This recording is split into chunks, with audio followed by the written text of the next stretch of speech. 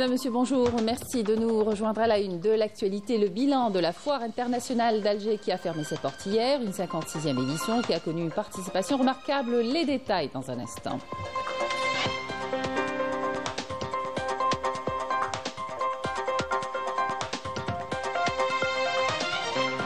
On ira à Raza où la caméra de la télévision algérienne montre une fois de plus au monde entier les atrocités sionistes infligées au peuple palestinien complètement démuni. Une petite virée à la fin du journal à la forêt de Bouchaoui qui offre des sentiers de randonnée, de jogging. On peut également y organiser des pique-niques ou de simples promenades. Un bon plan pour le week-end. Bienvenue à tous. Représentant le président de la République, le Premier ministre Nadir Larbaoui se rend aujourd'hui dans la ville espagnole de Séville pour participer à la 4e conférence internationale sur les financements du développement qui se tient du 30 au 3 juillet. Les participants à cette conférence étudieront diverses questions liées à la problématique du financement du développement, notamment en examinant le degré de mise en œuvre de l'agenda 2030 pour le développement durable, dans le but de formuler des propositions et des solutions collectives pour soutenir les efforts de développement et combler le déficit de financement. Je vous le disais en titre clôturière de la 56e édition de la Foire internationale d'Alger. L'heure est au bilan. Cet événement économique a connu une participation remarquable. 539 entreprises algériennes et 145 étrangères. Cette édition a également vu une forte affluence des visiteurs, tant des Algériens venus des différentes wilayas du pays que des professionnels ou des investisseurs locaux et étrangers. Sid Ahmed Bouraïb. Plein succès pour la Foire internationale d'Alger. Cet événement économique important a vu la participation de 539 entreprises algériennes et de 145 entreprises étrangères issues de 31 pays, dont le Sultanat d'Oman, invité d'honneur de cette édition. Je suis venu en tant que visiteur et j'ai été très surpris par la diversité de la production. Cette foire représente une grande opportunité pour les Algériens afin de créer des relations de coopération solides avec des partenaires étrangers et s'ouvrir aux marchés internationaux. La foire m'a beaucoup plu. Il y a beaucoup de monde. Outre la participation record des opérateurs locaux, cette édition a connu une participation remarquable des pays étrangers, ce qui dénote la dynamique notable de la participation étrangère aux expositions et salons organisés au Palais des Expositions. Plusieurs secteurs ont été exposés. La foire d'Alger est une porte vers l'Europe et une porte vers l'Afrique. Nous sommes satisfaits de notre participation car nous avons conclu de nouveaux partenariats avec les entreprises algériennes. احنا جينا لهنا pour créer de nouvelles opportunités pour notre société باش نفتحوا مشاريع لهنا باش نوفروا المواد الأولية نتاعنا لهنا للجزائريين. L'Algérie est désormais un centre d'attraction pour les investisseurs étrangers. À la lumière des résultats des réformes économiques concrétisées sur le terrain, le pays a réalisé un progrès notable dans son tissu économique qui connaît une forte attractivité des investisseurs étrangers. Économie, toujours avec la 2e édition du Forum de l'économie durable, un rendez-vous qui a rassemblé décideurs publics, entreprises engagées et experts autour des grands enjeux de la transition écologique. Il s'agissait de poser les bases d'une économie circulaire et inclusive, encourager les modèles les plus verts et construire des passerelles entre acteurs nationaux et africains. Yamina Saïchi. Le Forum de l'économie durable revient à Alger pour une seconde édition, avec une ambition claire, transformer les engagements en actions concrètes. Objectif, mobiliser les investissements vers des secteurs responsables et rentables, capables d'impulser une vraie transformation économique. Les agences de promotion de l'investissement sont appelées à jouer un rôle moteur dans cette dynamique. L'agence algérienne de promotion de l'investissement concrétise les objectifs de développement durable en améliorant le climat des affaires. Afin de favoriser une croissance inclusive, cela s'inscrit dans le cadre de la réalisation de l'objectif numéro 8 du programme de développement durable. Nous avons un partenariat avec l'agence algérienne de promotion de l'investissement pour soutenir les investissements entre les deux pays et encourager la coopération entre les hommes d'affaires tunisiens et algériens. Autre levier, la diaspora algérienne. Compétences, financement, réseau, elle peut devenir un acteur clé du développement économique national. La diaspora algérienne souhaite participer au développement économique du pays, mais elle souhaite le faire aussi avec une approche qui est en phase avec notre époque, le développement durable. Développement économique durable, et on voit bien qu'on est à l'ère de grandes transitions dans le monde, donc transition énergétique, transition climatique, transition sociale, transitions qui sont géopolitiques.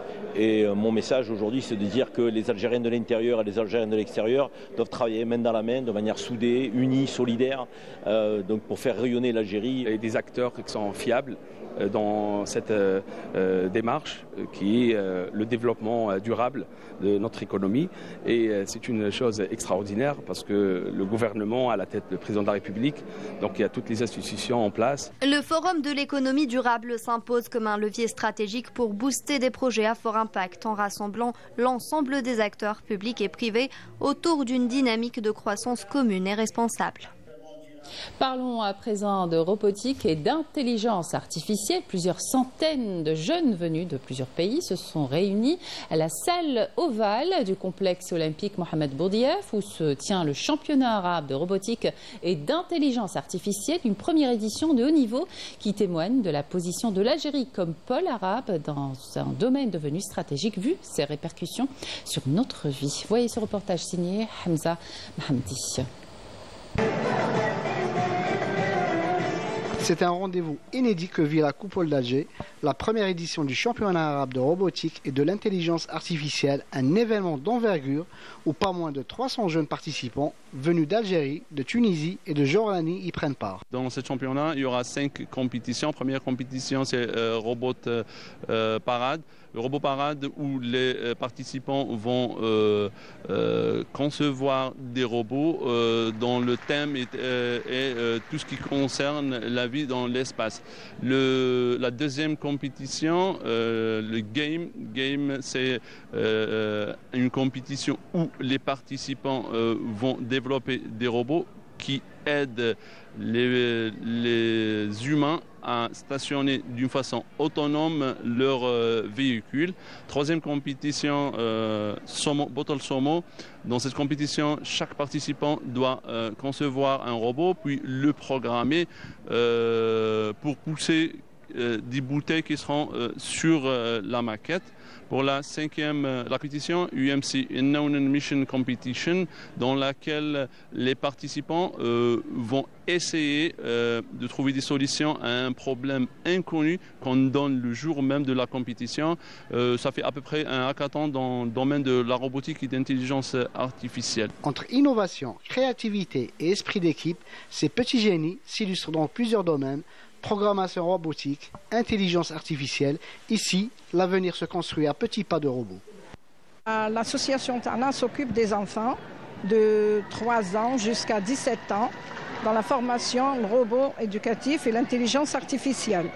Donc nous avons participé à plusieurs événements. Je ne suis pas de l'ère de la technologie, mais j'essaye de m'adapter avec la nouvelle technologie et de suivre la nouvelle génération pour transmettre le flambeau, ce que nos ancêtres ont fait auparavant. Une compétition intense entre jeunes inventeurs, que ce soit dans le domaine de la robotique ou de la programmation. Autant de projets innovants à même de faciliter la vie de tous les jours, comme la lutte contre la pollution et l'intelligence artificielle. Un pari réussi tant sur le plan organisationnel que sur le plan qualitatif qui place l'Algérie au cœur de l'innovation régionale et surtout qui met en lumière le potentiel immense de sa jeunesse.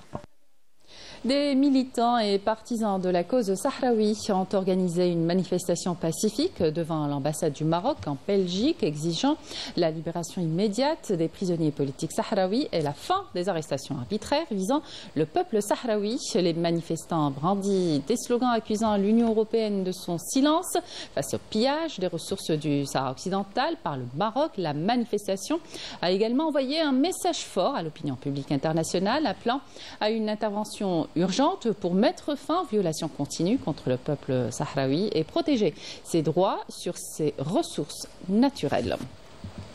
Le point de la situation à Gaza à présent, au moins 7 Palestiniens sont tombés en martyrs et d'autres ont été blessés ce matin dans des bombardements aériens des forces d'occupation sionistes sur les villes de Gaza et de Khan Younes. Notre caméra montre une fois de plus au monde entier les atrocités sionistes infligées au peuple palestinien complètement démuni. Wissam Abou Zaïd et Hakim Kshrout.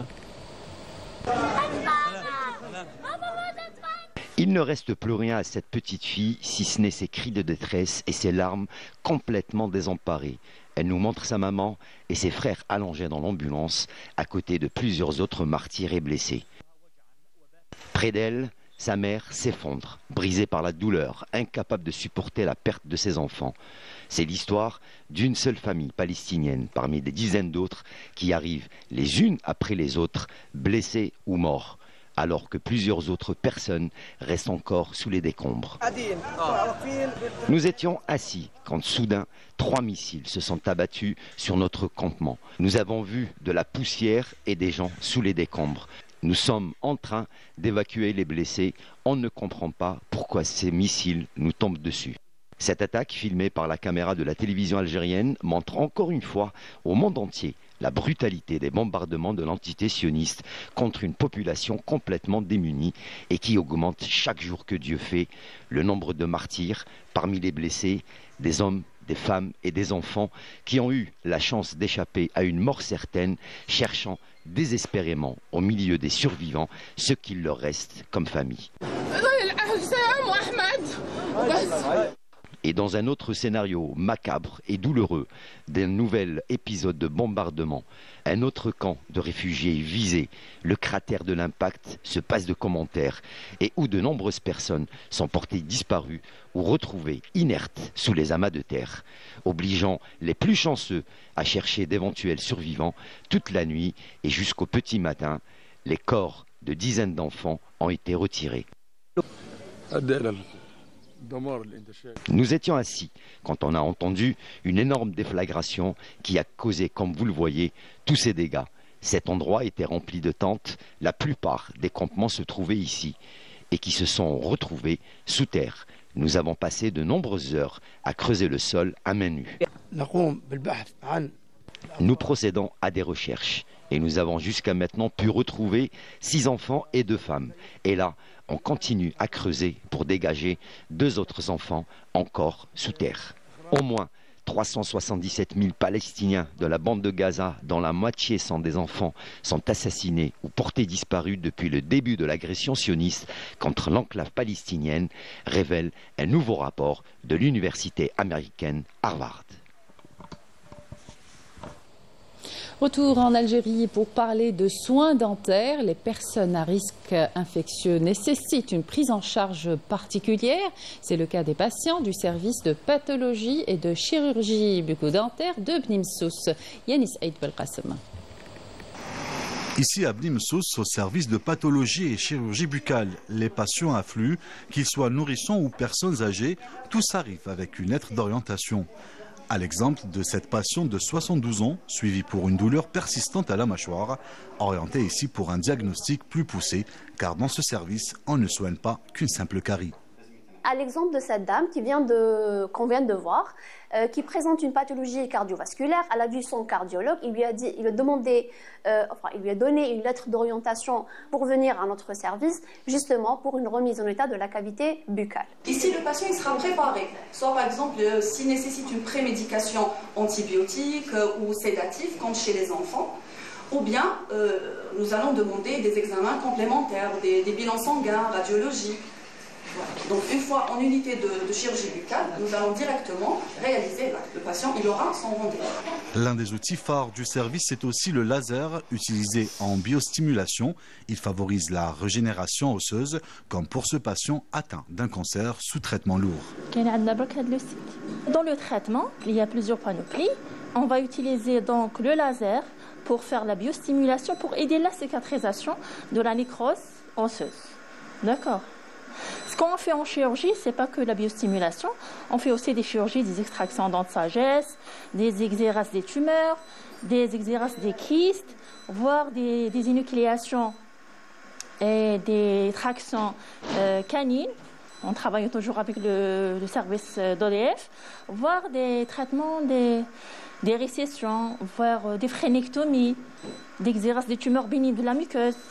La force du service, c'est aussi sa synergie qui garantit une médecine de précision au service du patient. Les différentes atteintes rhumatologiques et qui sont généralement orientées par les services de rhumato ici à Bni Msous ou bien qui sont orientées aussi par les services d'orthopédie, rhumatologie de l'hôpital Ben Aknoun. Il y a aussi les diabétiques mal équilibrés.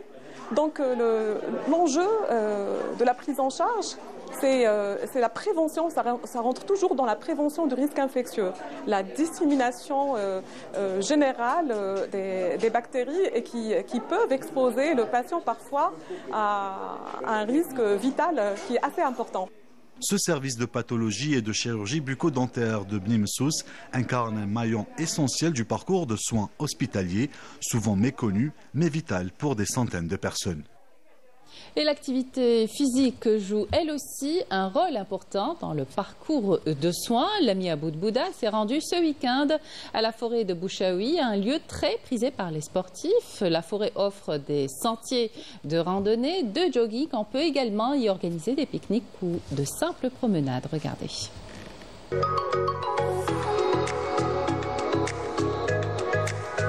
Malgré la chaleur qui s'installe, certains ne renoncent pas à leur dose d'énergie.